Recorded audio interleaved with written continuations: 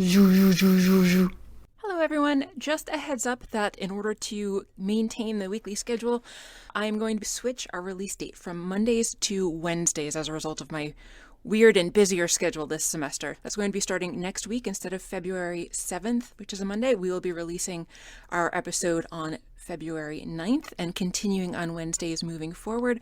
But don't worry, you won't go through too much withdrawal because we'll release a little something extra for you on that Monday. You'll get one of our outtakes episodes that would usually be for patrons only. So you'll at least get to hear us a little bit on Monday the 7th. Thanks and enjoy the show. Grrr.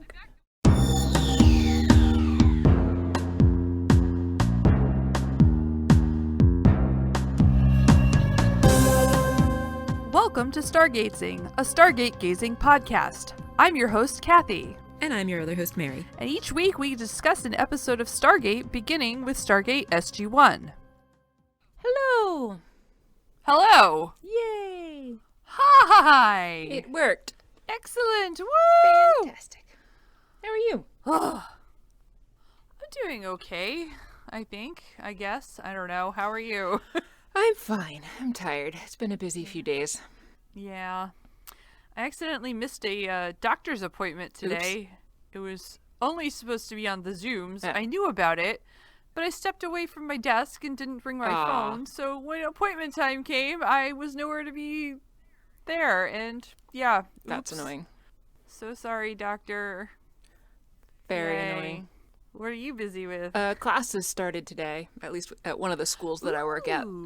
And then a piece of equipment broke at the brewery yesterday, and I spent like an hour and a half probably trying to fix it unsuccessfully. So that means I have to go in an extra day this week to try to fix that stupid thing and finish the work that I was doing on it before it broke. And that's annoying.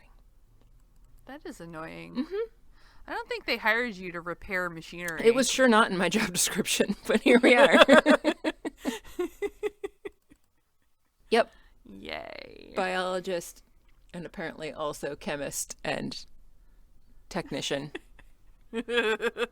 Repair technician. Mary of all trades. I am. It's very true. Yeah, so that's what I've been up to. Fighting with machinery and fielding emails from students who already can't even though classes hadn't started yet. And then starting classes. Yay! Yeah. I'm like, come on, guys. This isn't making me feel optimistic if you're already all emailing me about all these issues that you have. Yeah, right? Yeah.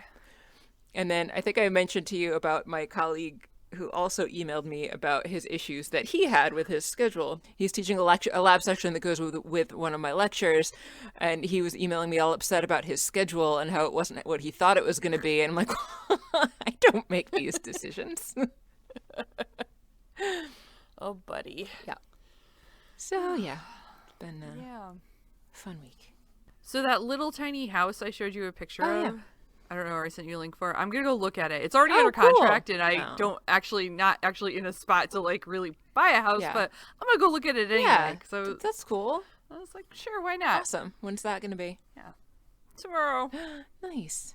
Tomorrow. That's very exciting. Yeah, I've been seeing a bunch of houses that I want and not ready yet to buy any of them, but I want them.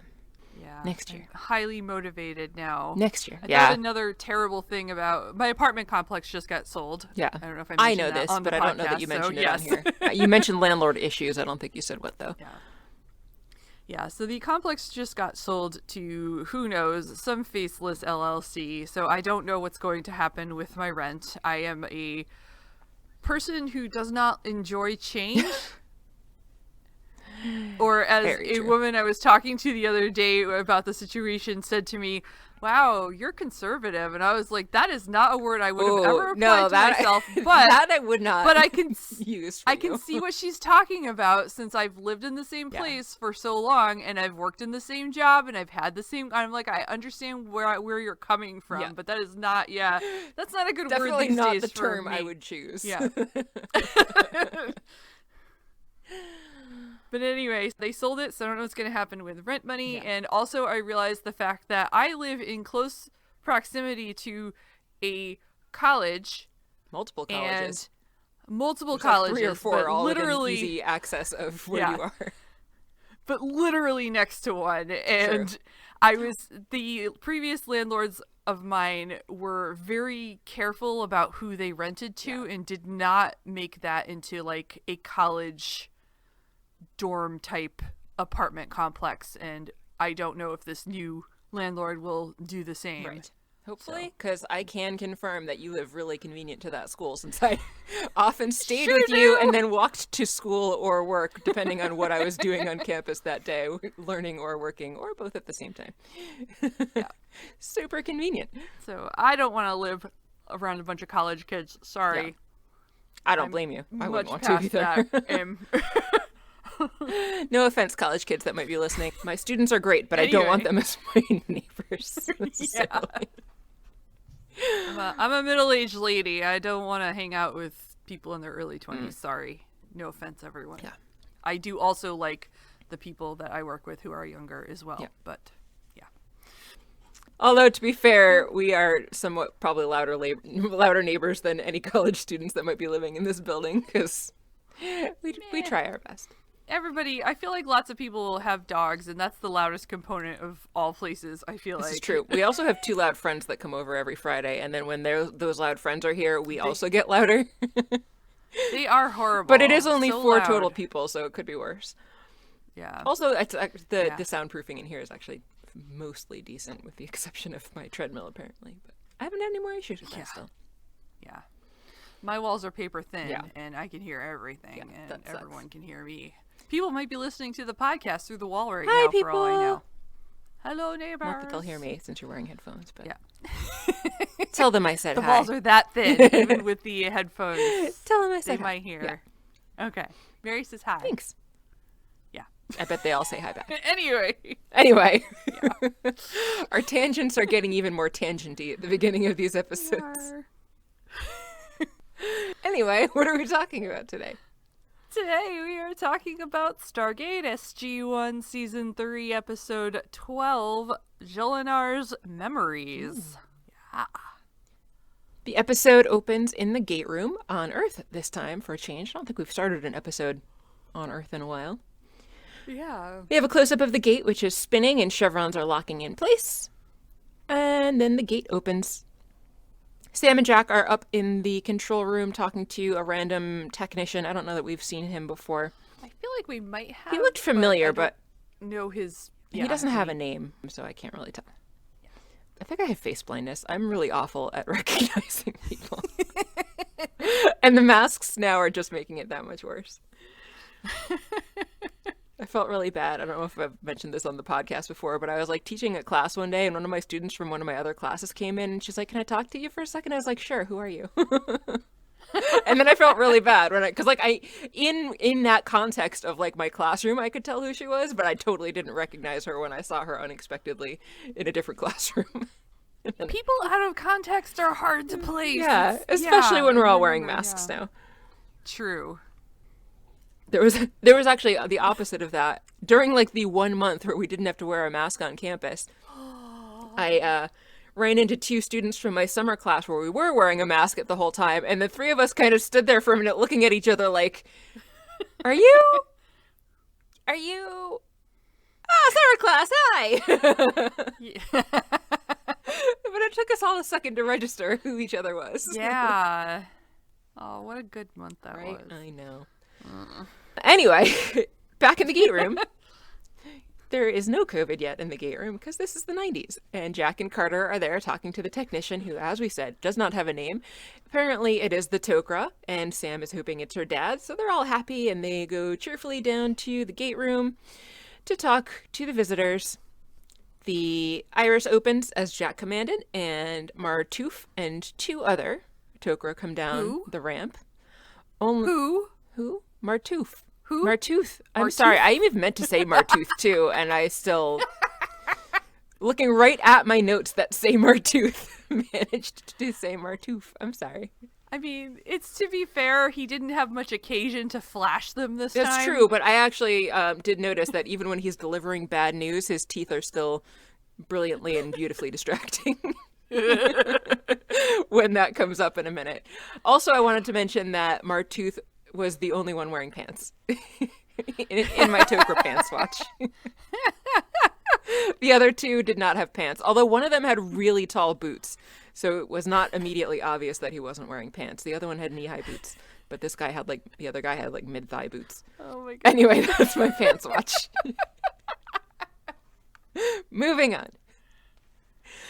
They can tell right away that the Tok'ra coming through, especially Martooth, are all looking rather somber. Carter asks what's wrong, and Martooth says that they should discuss it somewhere else. So Sam rightfully assumes that it must be something about her dad, and Martooth confirms that, yep, unfortunately, he's been taken by Sokar. They think he's still alive because Sokar is known to keep people alive just for the purposes of torturing them. So that's cool. Yeah. Yeah. And gee, nothing we've ever heard before in any other context. Nope, absolutely not. Mm-mm. Yeah. Martooth mentions that Sokar has assumed the persona on Earth of the one known as the Devil, and Jack's like, bit pretentious, don't you think? Like, are you new? Like, they've established this a while ago. So anyway, they hope Selmak is still alive. They hope Jacob is still alive, but wherever they are in a literal hell that has been built up by Sokar, based on the biblical hell that people on Earth would be familiar with. So, not only is he currently in hell, but there is no known way to get out of there. Almost nobody has ever escaped. So, sucks to be Jacob. Yeah. But it's great to be Martooth with the perfect teeth. That's true. No matter what happens, he could be like, at least I have these teeth.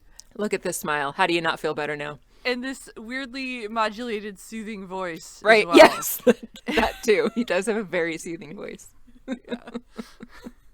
Yep. And I'll add him to my list of people that I want to read me bedtime stories when I'm having trouble Right? sleeping. I was thinking about it when he was like guiding Sam later in the episode with the memories. I was like, oh, Yep. I could listen to it and do this forever. Right? Absolutely. Yeah. Did you notice at the beginning when they're greeting, the three Tok'ra all give a little bow at the same time? And I just thought it was I was really too distracted cute. by their lack of pants or presence of pants to notice that. That's funny.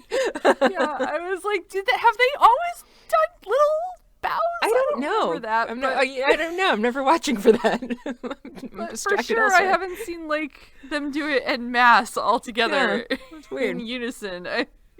So that was fun. Yeah, that is fun. The Tok'ra are fun. Yeah. So they leave the gate room and they're walking along the hallways, talking. Martooth is describing more about literal hell.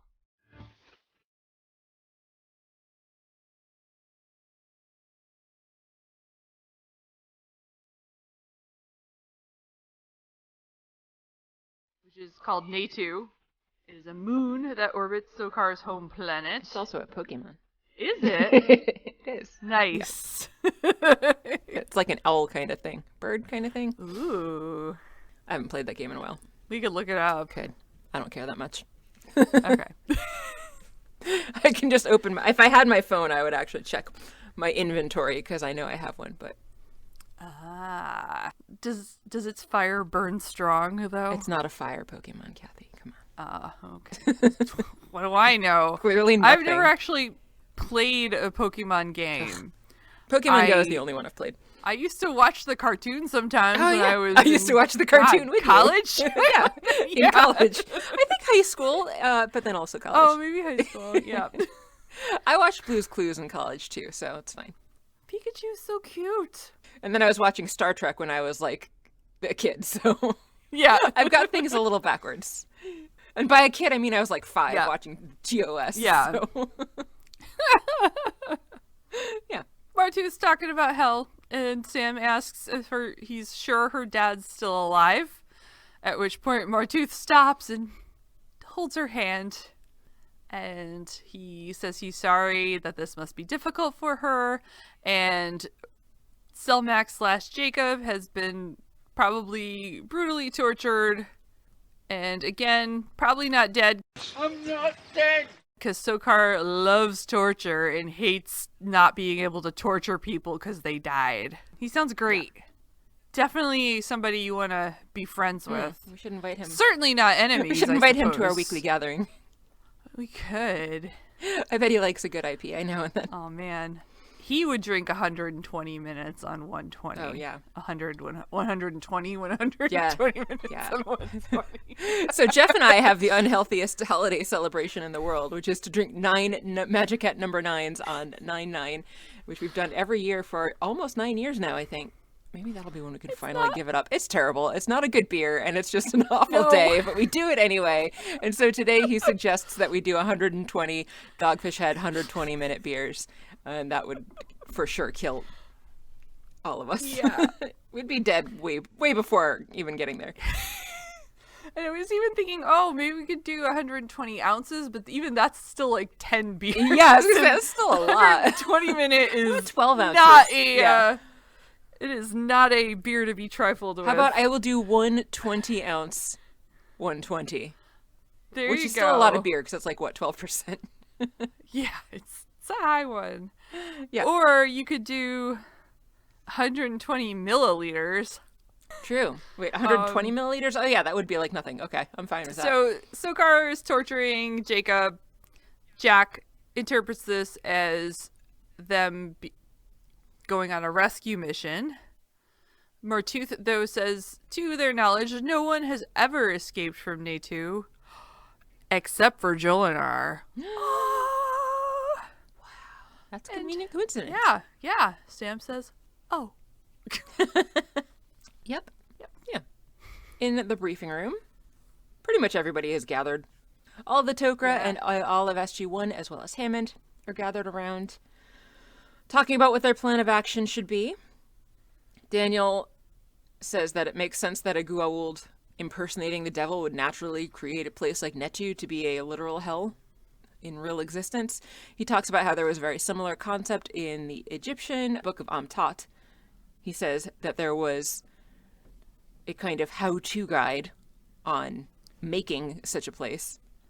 Martooth says that what they know of Netu is based mostly on legend, since there's only ever been one survivor to actually escape. Those legends were likely spread by Sokar himself in order to scare people, so it's hard to tell how much is actually true. Apparently, Jolinar never actually said how she got out. She was extremely traumatized and very badly injured when she did make her way out, and there was a long and painful recovery, and then she refused to ever speak of the entire incident again. So, even though Carter only had Jolinar for a short time, they're hoping that maybe somewhere buried in her mind is a recollection of how Jolinar escaped. And they're going to use some technology to make that happen in the form of those little temporal button things that we saw before. Yeah. Jack wants to take multiple units with them, not just their own, but because they want to try to be as covert as possible. Martooth says that they can't bring a full incursion. It's got to just be a small handful of people. Selmac's recovery is really high priority, but even higher priority than that is just getting the information that Selmac was gathering there, because they think that the System Lords are going to be attacked by Sokar, which would essentially weaken all the others and give Sokar a whole shit ton of power as a result. Ugh, my God. Yeah. Yep. The devil Right. doing devil things. He's doing the Who devil's knew? work, yes. Yes. So at first, although they are all like, yay, great, he could take out the System Lords for us, they now, because of Martooth's argument, realize, oh no, wait, that would suck. And he says that, without wanting to sound too overly dramatic, the fate of the galaxy might be at stake here. Jack's like, that's a little bit overly dramatic. Hammond says that they don't really have an option. They're going to have to go, so everyone will be leaving as soon as they can possibly get ready. Jack's like, great, well, figured I was going to go to hell sooner or later, so might as well be now. Such an optimist. Yes. Ooh, that was a lot of talking. Yes. Later, once they've all gotten ready, they assemble in the control room, or most of them anyway. Sam and Jack and Martooth and the general. There we go. I'm fine. Good job. You made it. Everything's great. Yeah. Martooth tells them the Teltac, which is a ship they need for their journey, waits for them on the planet Vorash. To Jack's surprise, he's like, ship? And Martooth explains Natu doesn't have a Stargate, so they're gonna have to go by ship. Jack tells him he hates surprises. And Martooth is like, no worries, we got plenty of time. We'll tell you all about the details. On the way. Jack is not into this, but what else can he do? Not a whole lot. And yeah, so there's not much to do. The gate has been dialing this whole time and finally opens. And they're about ready to go. Hammond tells Carter to bring her father back safely, like, duh. What I heard was you will bring your father back safely, which I thought was weird since he's staying behind and the four of them, or five of them are going. Yeah, I don't know. Well, Jack's like, we're all over this. Yeah. They head down. They do. And out. Yep. Yeah. Yeah. They make their way to a planet. There's an interesting landscape, which is desert-like, but not the dunes type of desert that we've seen, but more high desert, I believe it is, with packed sand, and in the background there's mountains and some old volcanic columns of stone that used to be lava, and then there's a bunch of balanced rocks on top. It's a cool place. The Teltec from this angle looked oddly like an old leather shoe in a way that hasn't made me think of old leather shoes before, but I just think they look like little beetles or something. I don't know. Anyway. Yeah, it was weird looking. Yeah. They go inside, and Sam thinks that it looks familiar, and that's apparently because this was the ship, the exact ship that Jolinar was found on when she escaped from Netu the first time around. Or I guess the only time around in that case.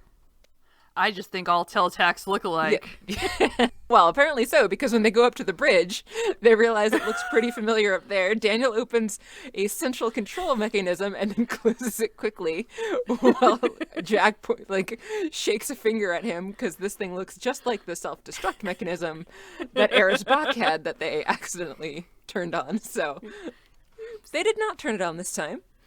Tilk and Martooth talk a little bit about what it's equipped with. It does not have the ability to make itself invisible, unfortunately, but apparently Tilk is a pretty good pilot. I'm fly. I'm pilot. And should be able to maneuver this thing pretty well if any trouble arises. So he's going to try his best to evade and avoid anybody that might be out there in space with him as he's orbiting around the Netu area. Daniel thinks that Tilk should come with him, but apparently they really need somebody who actually knows what they're doing to stay on the ship. So he's going to stay behind. SG-3/4 and Martooth, making a full SG-1, will be going to the planet and leaving him behind. So Martooth, after all this, asks if they're ready to go, and Jack says, to hell with us. Cheerfully. To the hell. But Daniel and Sam look a little bit more skeptical. Yeah. And we see, I don't know, the ship flying through hyperspace and... Hard cut! Yeah. And we see Tilk flying the ship, good times. Actually, yeah, it was Tilk flying the ship and then a hard cut to the cargo area. That was weird. It's weird. Also, this is another episode that's really weirdly lit. It is. It's super dark. You can't see people, and I feel like it at least makes a little bit more sense for this one because they're inside a ship that, why waste a bunch of extra energy on lighting, and then they're on a planet that's supposed to be hell. But the last few episodes where they were just wandering around the base made way less sense to me. Fair, but this one, for instance, when Daniel goes to grab that thing or whatever on the bridge and Jack stops him, it took me a good minute to try to figure out if it was Martooth or Daniel. I was like, I legit don't know. Yeah, and there was a scene later on. Oh yeah, go ahead. With the tackling scene. Yeah, I was gonna say the same thing. I was like, who did that? I actually went back and read the transcript to see what it said. Maybe this person's just a really big Caravaggio and Chiaroscuro fan. Who knows? Maybe. But anyway, so we finally land inside the cargo area where 3/4 and Martooth are hanging out. Martooth imparts more knowledge about Netu, that it was once an industrialized colony of the planet Delmac. Sokar conquered Delmac, turned that into his homeworld, and then he totally ravaged the moon, turning it into hell. Delmac reminds me of Darlek, even though they don't really sound all that much alike at all, except for the first and last letter. That's enough. That's how my brain works. Yeah. So he like blew holes in the surface and put toxins in the air. Barely Good breathable times. toxins, Yeah. I might add, because I have problems later. Oh, good. Not too long of a tangent. Meanwhile, he is preparing to put the temple tablet on Sam. I don't remember what you called it. I called it a button, memory button. The memory button? Nubbin, I don't know, nubbin button. I don't know. Yeah. The memory nubbin. Whatever it is, he's going to put it on. He warns her about the pain, but she's like, we've done this before. Don't worry about us. They're old hands at this. Yep. To the point where Daniel's like, so we're going to see holographic images of Jolinar's memories? And Martooth, though, is very thoughtful and is like, Yes. no, because you might get some of Sam's private, personal memories, so maybe we won't show you that, Daniel. We'll leave that feature off, asshole. Yeah. So he puts a sonic screwdriver up against the nubbin, and they get started. Yeah. And we land in a flashback. Woo! At least it's not one we've seen before. Yes. Yeah. This is a new flashback, and it has cookies, so what could be bad about it? Well, sure, yeah, go ahead. Anyway, Sam is finishing up some cookie making, it looks like. Cookie! When her dad comes in, looking extremely distraught, she asks why he's been crying, and he can't answer because he's so distraught. And Sam asks, "Where's Mom?" and then drops the spatula. So clearly, she just learned her mom died. Sucks. That's bad. Yeah, Bad memory. Bad memory. After the flashback, Carter is extremely distraught. Martooth says to listen to her and tries to talk her out of it because she is saying that she's stuck in her own past. So he, as Kathy was mentioning before, just dulcetly, smoothly talks her through it, saying to think of Jolinar and the last night we spent together. And it works. She is suddenly finding herself in a place in Martooth's arms with a pretty sunset happening behind her, and she says that she can see it. And they hug, and they're petting each other's faces, and Sam says that they didn't talk about the fact that Jolinar was leaving because they both knew how dangerous the mission was going to be.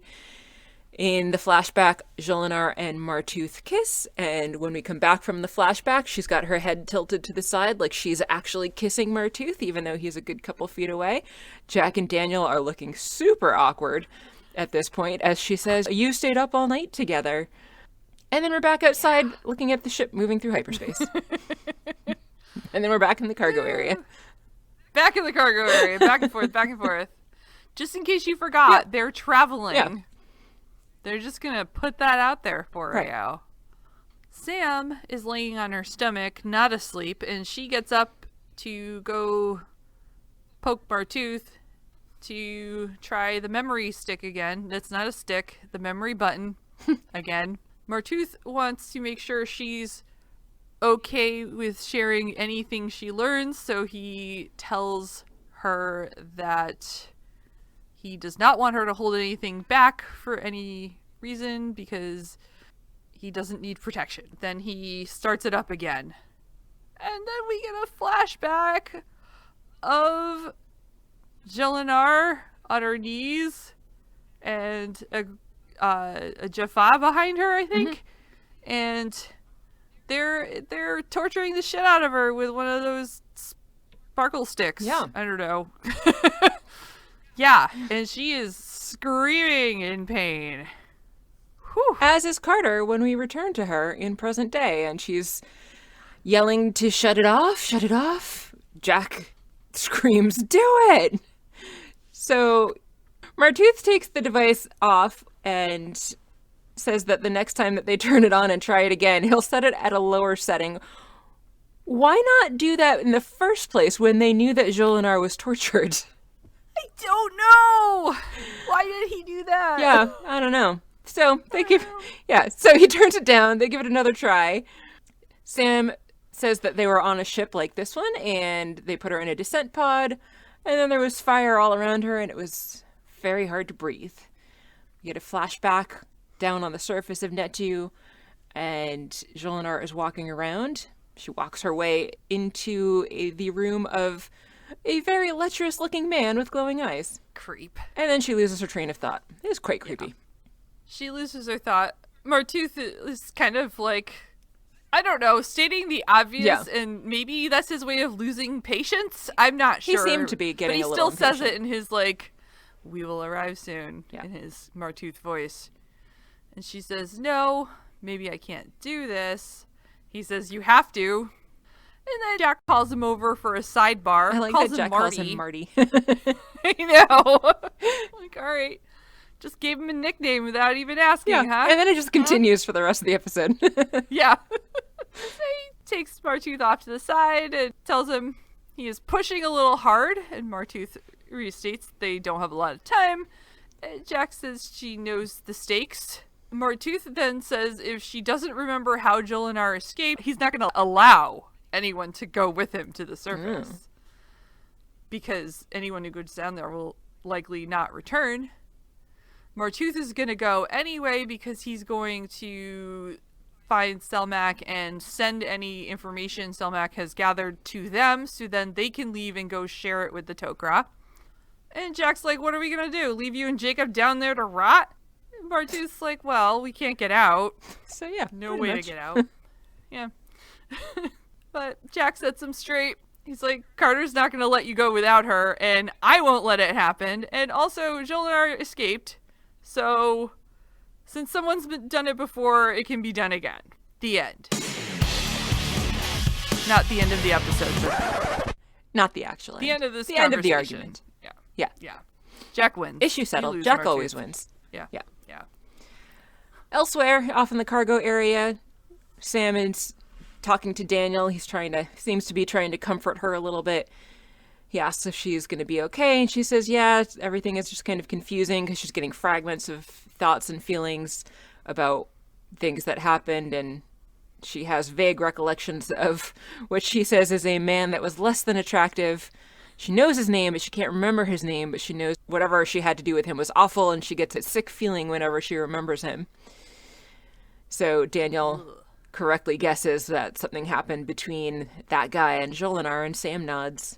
And she says that it was even worse than the torture and pain that the pain stick caused. Something that Jolinar never wanted Martooth to find out about. Uh-oh. Yeah. The Teltac moves past a planet towards a moon. And we get a nice view outside. And then we're back inside. Inside, outside, inside, outside. Yeah. Teal'c comes to see them in the cargo area to let them know we have arrived at the cord. Martooth is telling them the need to keep hidden the temple nubbin. Yeah. The memory nubbin thing. From any denizens they may encounter. I do like that they called the inhabitants of this planet denizens. Right. They refer to them that way the whole time. It's pretty great. Yeah. So he hides it behind her ear. I guess you can stick it anywhere. Apparently. It's a thicker bone back there. It probably hurts way more. And it's farther from your brain. Don't worry, though. He left it on a minimal setting. It'll be fine. Yeah. Everything's fine. Yeah. This is fine. Jack's handing out weapons. Martooth objects to this because no one else is going to have weapons and they're not going to blend in. Jack's like, well, he hides the gun in his pants and says, we'll attempt to blend in, but we're not going unarmed. I bet it works well. Yeah, it's going to work great. So another way they can not blend in is by carrying around a communication device, which is what Martooth then pulls out so that they can communicate with Teal'c while they are on the planet. That also fits in like a pocket though, so they're going to also try to hide that in their pants or whatever. And fortunately, Martooth is wearing pants, so he has pockets. Yeah. Yeah, so that's about it. Yeah. They've got a device. They've got some guns. Good to go. They do. So they make their way down to the pods, wherever those are in this ship. Daniel looks out on the view screen and says, that's still pretty far away. And Martooth is like, yeah, the pods are going to be really fast. And Daniel is like, is that supposed to make me feel better? But they've got heat dampening shields and anti-gravity wave generators, and, everything will be fine. It's just fine. And Jack's like, great, smooth sailing. And Teal'c's like, not exactly, O'Neill. He stands up at that point, and I thought he was going to say something. Yeah, I did too. And he didn't. It's like, okay. Yeah, he really looked like he was about to say something else, but no. That's it. Yeah, no. So they get into these horror boxes, also known as pods. Are you prepared? No, not really. I would have just died on the way down from anxiety. Space coffins. Yeah, they're coffin-shaped, they're small, and then they're falling at great speed. No, I would already be dead at this point, just because my brain would have exploded. But thankfully, the team makes it down to Earth safely, and they're all Nobody fine. even vomits all over themselves. Yeah, they don't even vomit all over themselves from all the G's or, lose their eyes out of their tops of their skulls or whatever.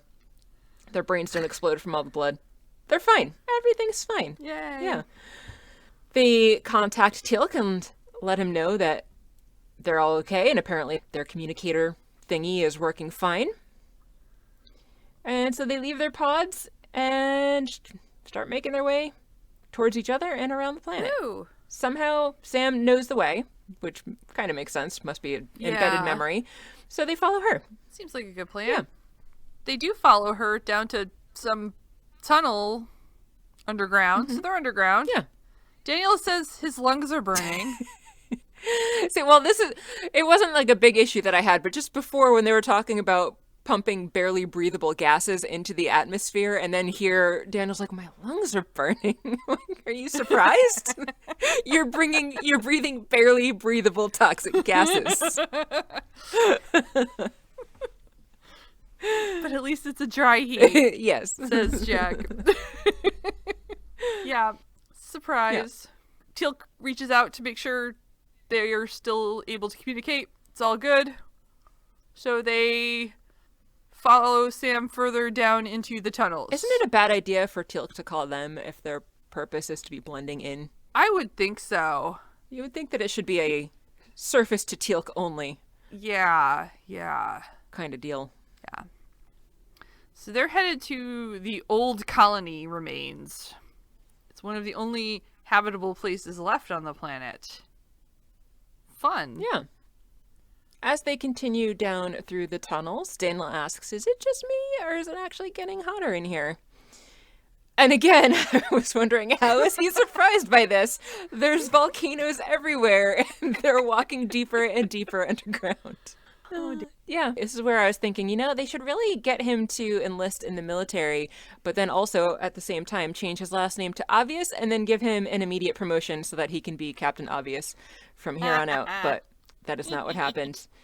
They continue on their way. Down one fork, there is a big river of lava flowing. So Carter's like, this way, pointing to the other hallway. That's also pretty obvious, Sam. Good job. And they finally make it to a place where there's boxes and signs that people have been around and a whole bunch of screaming, which is one of the main indicators that there are people around. Yeah. Jack says it's sure not the Emerald City. There's a whole bunch of fires, and they finally see a whole bunch of people. These people approach them looking skeptical. And Jack's like, howdy, who are new here? Hard to tell, but it's true. Sam suddenly gets a flashback of herself making out with creepy lecherous dude from before and screams out his name, Bynarr, which apparently everybody recognizes because they all back away and start murmuring. So SG1's like, yeah, we came to see Bynarr. Maybe take him to him? Somebody comes up and asks, well, who are you? And Jack says, people of little consequence. Pay no attention to us. Multiple Wizard of Oz references this time around. Yeah. The guy says to kneel before them. He's a pretty fancy looking guy. He's got a helmet on and a metal veil over his face so that we can't see what he actually looks like, and some red armor, like reddish black armor. He tells them to kneel. Sam wants to know who this guy is, and apparently it is Neonak, who is the first prime of Bynarr. And Bynarr is Lord of Netu, Lord of Pokemon. That Pokemon, at least. They're insistent again that they've come to see Bynarr. But Neonak's like, no, not so much. You're going up to the surface. So SG1 pulls all their guns because way to blend in and stay stealthy and not blow your cover. They tell everybody to back off, both Neonac and all the guards and everybody. But from a distance, somebody takes out Jack, and we see that there's a guy standing up on a ledge who's got some sparkle bling. Was that Neonac or was that someone different? I thought that was someone different. No, I think that was Jolinar. Oh, okay. Yeah. Carter pulls out her gun at this point. There's firing all around. Jolinar is there and wants to know who calls for him by name. And Sam says that she does. She is Samantha Carter, host of Jolinar of Mulkshire. Jolinar seems interested by this revelation and says to take their weapons and throw them into the pit. Yay, a pit! Yeah. The pit of despair. And Jack says, of course, pit. The team are then thrown into a pit. Yes. Which I think it's really funny that they throw them into a pit, but it's clearly a place, like, it's just a level down, and there's other ways out of it, in and out, Right. so they don't have to be thrown down a pit. They just do that for fun. Yeah, it's just like cells with a hallway outside, but yeah. Yep. Yeah, so good times. O'Neill remarks that the smell keeps getting better and better, which is great. Daniel feels discouraged, or that things do not look encouraging. There are other people in the cell with them, but we don't really see them much. Daniel notes that they had been told that Sokar didn't allow weapons, but one of them had a staff weapon and somebody had sparkle bling. I mean, wouldn't it make sense that his guards would have some weapons? I would think so, but Martooth also says he does not understand. But how else would you maintain control of a prison? Yeah. I don't know, a prison planet, no less. It's not like they're all locked up people. Yeah, Or exactly. maybe they are. We don't see it. There's cells here, but like up on the, well, it wasn't the surface, but up the one level higher, they were just all kind of like wandering around, so. Yeah. Who knows? Yeah. When Martooth says he doesn't understand why they have weapons, Jack says surprise, surprise. And it just cracks me up because Jack was so angry about the surprises. He does not like surprises. Carter, though, remembers apparently that Jolinar is the leader of the planet and he's allowed to have a hand device and one staff weapon for his first prime. Martooth wants to know why she thought yelling out to Jolinar and telling her who she was would be a good idea. And she says that she thinks he's the one that helped her escape. And when asked why, she just kind of trails off, like, she just says she... And it's awkward, and everyone understands what happened. Yeah. So regardless of whether Jolinar likes Jolinar or helped her, he's the way out. Yeah. Still disturbing, and Martooth is sad. Yes. And then we hear Jacob say Sam's name. This is so convenient. Yeah. Not only They're are in they the both same in the pit. pit, but they're in the same cell in this place that has multiple cells. She goes over to him. Yep. He's like, am I dreaming? And she says, no, we're real. So he asks if they're crazy. Jack says, apparently. He tells them that Selmac is dying. That's not good. Yeah. And then Martooth pulls out some little plastic tiny bottle. It's kind of similar in look to the one that, what's his face had on that planet? Spock, yeah. Spock, thank you. My You're God. welcome. Also, I noticed that Jacob referred to Selmac as he here. I think it's the first time they've done that. Yeah. I'm pretty sure they've always called Selmac she up to this point. I was wondering why the change. That's true. Well, I mean, I think that the symbiote itself doesn't have gender, right? No, it doesn't. But I was just wondering why the random change. That's Does true. the Who knows? symbiote just kind of like adopt the gender identity of the person that they're in over time, or I don't know, do they just decide it was easier? I don't know. Who knows? It was just random. So yeah, Martooth gives him a little squirt of liquid, which apparently is going to help, but only so far. Absinthe? I am the Green Fairy. Sure, it's probably absinthe. That would probably right? make things better. I don't know. Jack then asks Marty for another sidebar. So they step away. He's asking Martooth if Jacob is going to make it. Martooth says only if they can get him out of there soon. Meanwhile, Sam is trying to make her dad comfortable and let him know everything's going to be okay. It's sad. Yeah. Back up on the ship, Teal'c is looking at the view screen, and he sees a beam of light moving from Netu towards the planet. And it's the kind of beam of light we've seen before when somebody's transporting someplace via rings. Yeah. On the planet's surface, we get a view of this city. It was a very Star Wars type looking city. Lots of flying cars and interesting architecture. Then finally, we are in Sokar's palace. Bainar walks into the throne room and kneels down and says he's humbled by the presence of his lord Sokar. Sokar's basically like, well, I don't have time for you. What the hell do you want? Bainar wants to offer thanks for returning Jolinar to him, but Sokar's like, what now? He had no idea about what Bainar was talking about, and so he's like, all right, well, make sure you capture them, find out who sent them, why they're here, and then kill them all, and don't mess this up. I was wondering, I know they talk about this a little bit later, but I was wondering, like, if Jolinar is supposedly betrayed Bainar and escaped, how and why was Bainar not killed for that, knowing what we know now of Goa'uld? Because Sokar doesn't like to kill people, he likes to torture him. That's why he only took his eye. That's true, you're right. Although Spoiler he could have alert, just they made took him his a eye. prisoner. And... Oh, wait, didn't we already see his, like, no eye there in that thing? Yeah, but we didn't know, well, we didn't mention that he had lost an eye, and also we don't yet know why he lost his eye. Okay. Well, So spoiler sorry alert, for he the lost his eye spoiler. from Sokar. Taking revenge. Yeah. Anyway, not that important. Sokar's nails are too long and gross, too. Yeah, oh yeah, his fingernails were really creeping long me and out. nasty. And so as we're watching his disgusting and long fingernails, Sokar also says that a ship must have brought these intruders, so they're going to need to find it and destroy it. And some other guy obeys that command. Yeah. Down in the pit, Martooth is squirting more liquid into Jacob's mouth. It looks like an eye drop bottle. Yeah, I don't know. I hope it's not actually eye drops, because those work as laxatives.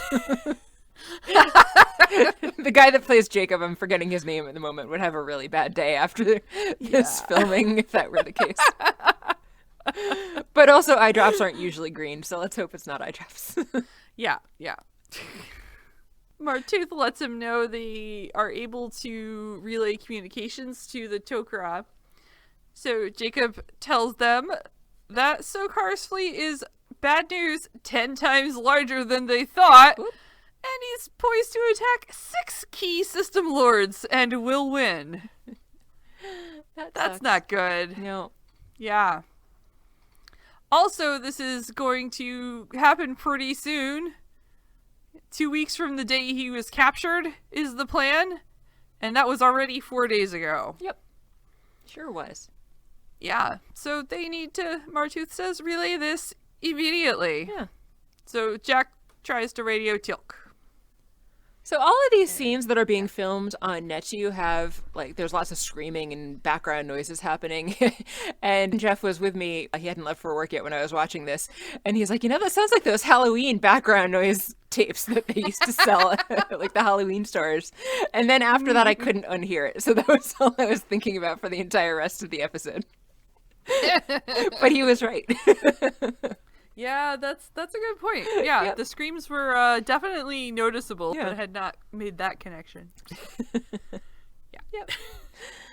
O'Neill, it is I. Back up on the ship, Jack is calling in, and Teal'c answers, "O'Neill, it is I." Which I just thought was funny. Jack tells Teal'c that they found Jacob, but he's not in good shape, and they haven't figured out a way to escape yet. But Martooth wants to talk to him. Martooth says he's got an important message that needs to be relayed to the Tok'ra High Council if they don't get out of there. But then all of a sudden, somebody comes in. Door opens, the guard comes in, and so Martooth goes and hides around a column and stops talking, of course. Neonak comes in, the guy from before, and says that Sam is gonna go with him. Jack's like, who's calling? Neonak doesn't care what Jack has to say, though. And Sam is pretty emphatic that this might actually work out well in their favor to figure out a way out of there, so she thinks that she should go with the guy. Jack relents, not that he really has a choice. Sam tells him to look after her dad while he's gone. Great. Yep. Jack was very sweaty in that scene. He was. Well, they're all, I mean, it is a very hot place. I know, but like, you know, I don't know, I think it basically ends on a close-up of his face, and I'm like, you're so sweaty! True. Anyway.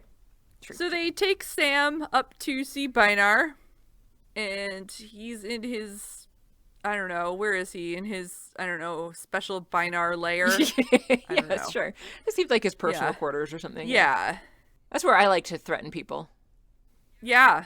Well, where else would you do it? You need to feel comfortable. Exactly. In order to really properly threaten Right. people, so, yeah. I lounge on the bed with Coconut sitting on my lap and growling menacingly at everyone that comes in, and Lily sits on the floor and whines at them. And then I threaten them. Dr. Evil always had Mr. Bigglesworth with him, because that was how he was most comfortable, too. It's very true. Although his threats were ineffectual. As are mine. It's okay. Yeah. Anyway. Oh, God, I haven't... Sorry. I haven't seen that in a very long time. Me either, but all of a sudden I was like, and when Mr. Bigglesworth gets upset, people die. Oh my God. I used to quote that all the time. Yeah. I have not tried to revisit that movie because I just don't think it'll be a good idea. No, I don't think it holds up. Yeah. Bynarr kind of gives Sam a little once-over, pours a beverage for her, although she does not want it or accept it. That's probably for the best. Who knows what's in that? Yeah. He notes she has no symbiote, and therefore how does she know of Jolinar, he asks. And Sam says she once carried her. And Bynarr says that Jolinar would have died on the surface before she showed her face to him again, so... yeah. He's disappointed. Sam asks, is that because she betrayed you? And he grabs her face and squeezes her. Just a little. Yeah. Yeah. He makes her, I don't know, look at his big, ugly, scarred eye. Yeah. He should really get that checked out because it's oozing. Yeah. And gross. Yeah. What the hell is his slacker hagfish doing, not taking care of that oozing for him? That's a good question. I wonder if you torture somebody enough, can the hagfish no longer heal? Maybe not. Or maybe there's like some kind of poison that you can put into an injury that would keep a hagfish from being able to fix it or go near it. I don't know. Maybe you can order the hagfish not to heal you. Otherwise, you'll just kill you both. I don't know. Anyway. I don't think hagfish take directions very well, at least not in my experience. That's true. Although this one is, being a little mini god on a planet underneath another god. So that's true. These hagfish are probably a lot more intelligent than the ones that I've dealt with. Yeah. I hope so. I don't want there to be intelligent hagfish on Earth. No, that would be terrible. There would just be reality slime and dead things everywhere. Yeah, no. So yeah, he's showing off his ugly eye, telling her, look what Sokar took from me because of her. He demands to know where she is, and Sam tells him she is dead. He asks if she remembers how Jolinar escaped, but Sam does not remember. And he asks, why are you here? Back down in the pit, we still hear the weird screaming soundtrack. Jacob asks for Sam, but Daniel says that she's not there. She'll be back eventually, but right now she's with Bynarr. Jacob is not too happy to hear about that, but Martooth tries to reassure him that Bynarr's, according to Sam, Bynarr is going to be the key to their escape, so it's important. But Jacob says that this guy is Sokar's eyes and ears, so he's not going to help them in any way. He's there to ensure that there are no uprisings and basically to keep things terrible. And he also reports back to Sokar regularly, particularly relishing in all of the suffering that is happening on the planet. That's cool. Good group of guys. Yep. Yeah. Martooth, though, picks up on the fact that Bynarr and Sokar are conversing frequently and asks so he comes here, and Jacob says no, Bynarr goes down to the planet. But Jacob, unfortunately, does not know how he manages to get down there. No. Back in Bynarr's room, he asks Sam if they've come to rescue their most recent addition, the Tok'ra Selmak. And then he also asks, did you think I helped Jolinar to escape? And Sam says she did. He asks why, and she says because you loved her. He's like, you're wrong. She says, but then why do you hate her so much? Because you can only hate somebody if you love them, right? Yeah, that's totally how that works, right? Yeah. He's upset because her death has robbed him of his revenge that he has long dreamed of, which is not an answer as to why he hates her so much, but that's okay. Yeah. And then Sam notices a star necklace that Barnard is wearing, and then suddenly she is transported to a flashback in which Jolinar steals that necklace from Barnard while he's asleep. I should probably mention that. Yes. She doesn't just rip it off of him, because that would No. probably not go well. And she sticks it in a little keyhole somewhere against the wall. Yeah. And then she steps over and rings the hell out of there. She's now seen how Jolinar escaped. Woohoo! That sounds good, Yeah. but the happiness that might come with that is short-lived because Barnard is going to kill her. That's bad. Even though it will not give him the same satisfaction as killing Jolinar, it'll give him a little bit, and that's enough.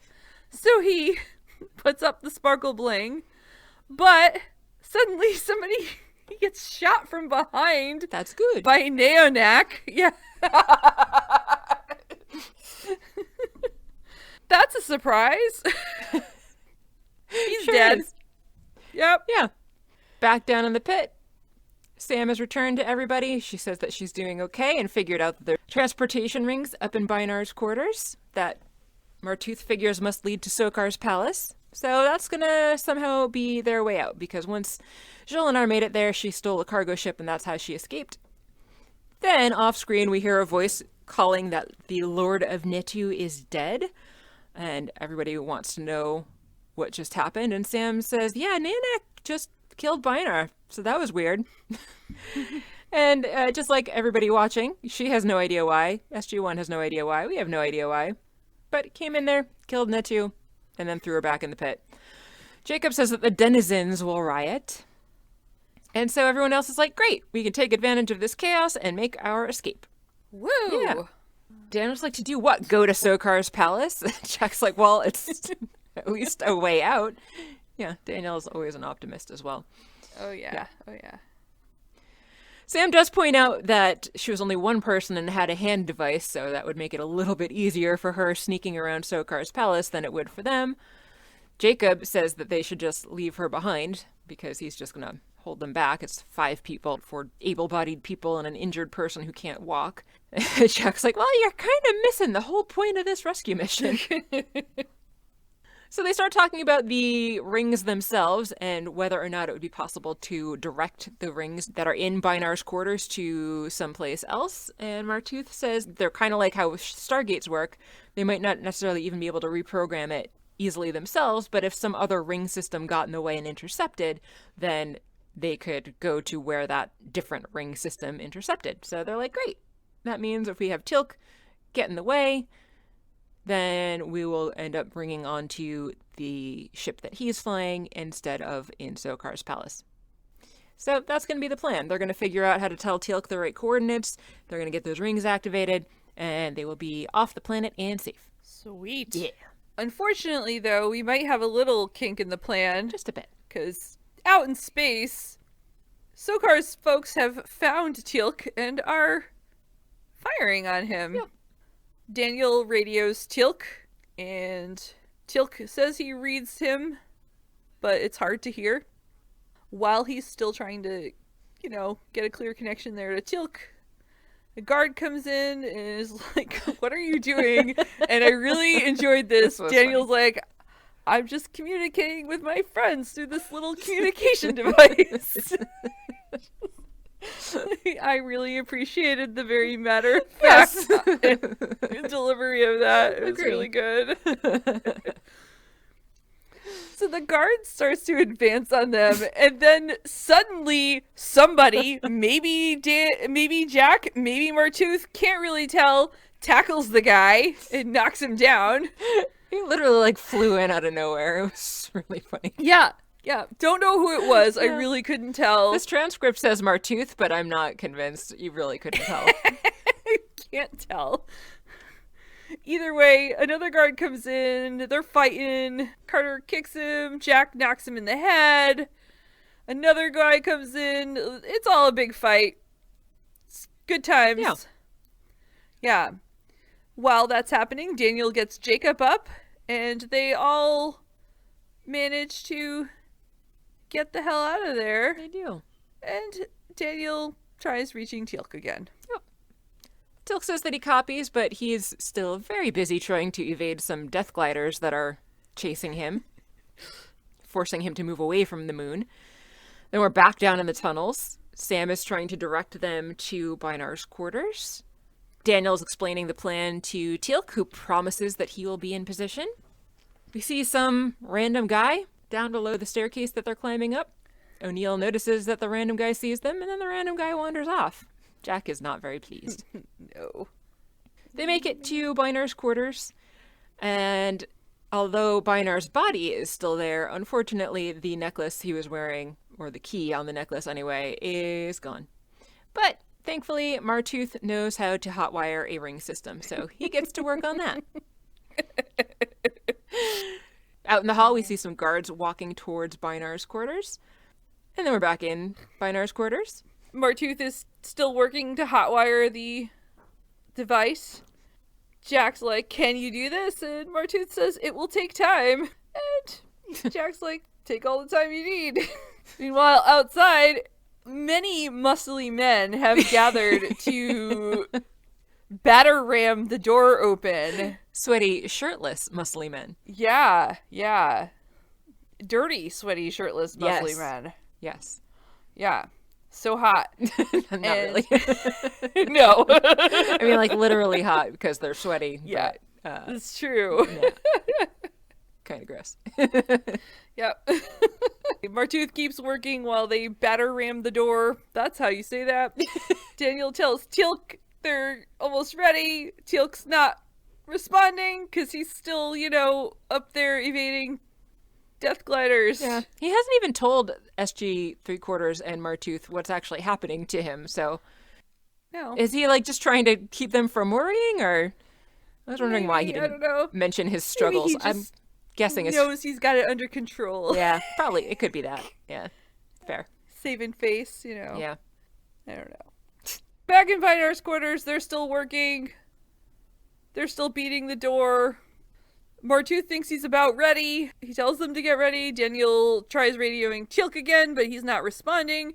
Jack, however, is confident that regardless of his response, Teal'c will be in position.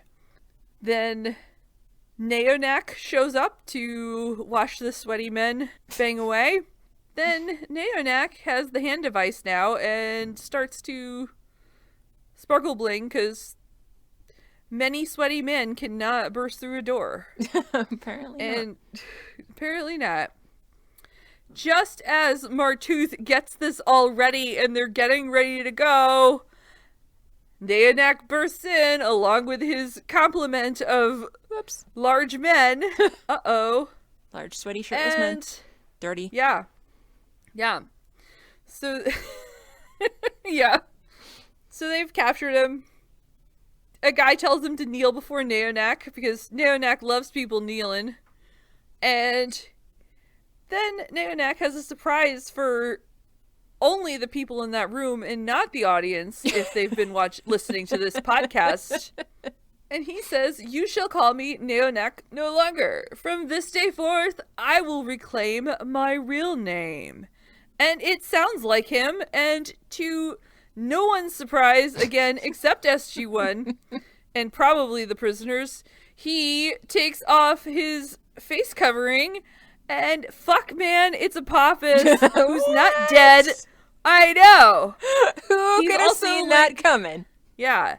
He's got a little Two-Face action happening, too. He does. Part metal on one side and, Yeah, he's lost half his face. yeah. Yeah. So he dramatically reveals himself and says, Apophis. Cookie.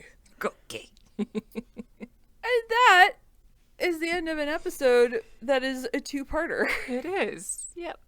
Yeah, part 1 of 2. Yeah.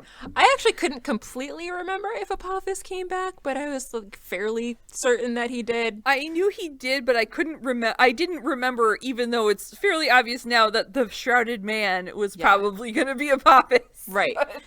I knew he was in it again, but I couldn't remember if it was because of flashbacks or something else. So like this whole time they've been acting like he's dead and trying to convince everyone that he's dead, despite what, as we've pointed out, Martooth said about, Sokar's going to bring him back to life. Yeah. Yeah. And they repeated it multiple times, not specifically about Apophis, but in this very episode, they're like, he likes to make them suffer, not make them die. Right. He doesn't like to kill people. Yep. Yeah. So that's that episode. Did you like it? I actually did. Yeah. I thought it was pretty exciting. The stakes were kind of high. I mean, I thought Sam was pretty naive to be like, yes, this gross man that I have creepy feelings about is probably going to be the one to help us. Yeah. But, I'm sure he'll willingly do it. Yeah. Yeah, he's totally your friend. Don't worry. Yep. He loves you. Oh, He loves you. But anyway, it was entertaining. Like, it was a very funny episode, I thought, in some ways. And that's what I look for, I think. Fabulous. Entertaining, exciting. What about you? Yeah. I did like this episode a lot. I liked getting more of Jolinar's actual story and some of the things that happened to her, rather than just like Sam having a brief memory of like some of her characteristics, but not really remembering a whole lot about her as a person or who she was. So I thought that was pretty interesting. As you said, it was, it was a pretty fast-paced episode. It was interesting, and although I mentioned in that one scene that it was a lot of talking, but for the most part, like, it was a lot of dialogue going back and forth, but like switching like people radioing one place, like talking to Teal'c, talking back down to the pit, up to Teal'c, back down to the pit. So it felt like it was pretty fast-paced, even though it was a lot of dialogue by nature of that. So kept my attention pretty good. Even without explosions. Even without explosions. There were fires. There were lots of fires. So, that helped. Fires are pretty. Yeah, enjoyable episode. Indeed. What is next? Yeah. Next, I have to pull it up. I didn't actually do it beforehand like I planned to, and then forget half the time. My brain isn't working. I forgot a doctor's appointment today, so we're lucky I'm like here at all. Fair. Let's see. Next, Netflix. What say you, friend? Netflix is my friend. Mm-hmm. Netflix is our friend because they didn't get rid of Stargate after all. It's true. The next episode is Stargate SG-1 Season 13. No. It is not Season 13. It's the secret season that nobody else got. They skipped ahead from 10 to 13, and yeah. But 13 is right, happens right in the middle of Season 3. Yeah. Anyway. Yep. Stargate, we are watching Stargate SG-1 Season 3, Episode 13, The Devil You Know. SG-1 and Martooth have been captured on Natu by one of its denizens, who wants to use their information to overthrow the gold system lord Sokar. Gee, I wonder who they're talking about. Can't imagine who that would be. Let's see. Booklet, friend, what say you? Nope, that's still Season 2. The booklet says, during an attempt to rescue Carter's father, SG-1 is caught by one of Hell's denizens, determined to use the information they possess to overthrow the gold Lord Sokar. Using Tok'ra technology, the team is forced to relive painful memories. But how much torture can they take? They really don't want to talk about Apophis, huh? Apparently not. Maybe they're trying not to be too spoilery. Way to not spoiler, yeah. Well, that sounds like an awful episode. Yeah. Yay! Do we get to relive? Is it going to be a clip show again? Yeah. Do we get to relive Daniel losing his wife and losing his parents, and O'Neill losing his son, and all kinds of fun stuff like that? Over and over and over. Good times. Good times. I hope not. Yeah. Yeah. Oh well. We're stuck with it anyway. As always, thank you for listening. If you haven't already done so, make sure that you hit subscribe so that you can get our episodes as soon as they're released every Wednesday. You can find them on YouTube as well. And if you want to get them even earlier, you can be one of our patrons at patreon.com/stargatezing. If you'd like to get in touch with us, you can email us at stargatezing@gmail.com, or you can visit our website at stargatezing.space. And you can also find us on Twitter and Instagram. We're Stargatezing at both of those. I'm Mary. I'm Kathy. And you've been listening to Stargatezing. The end. The end. But not for Apophis.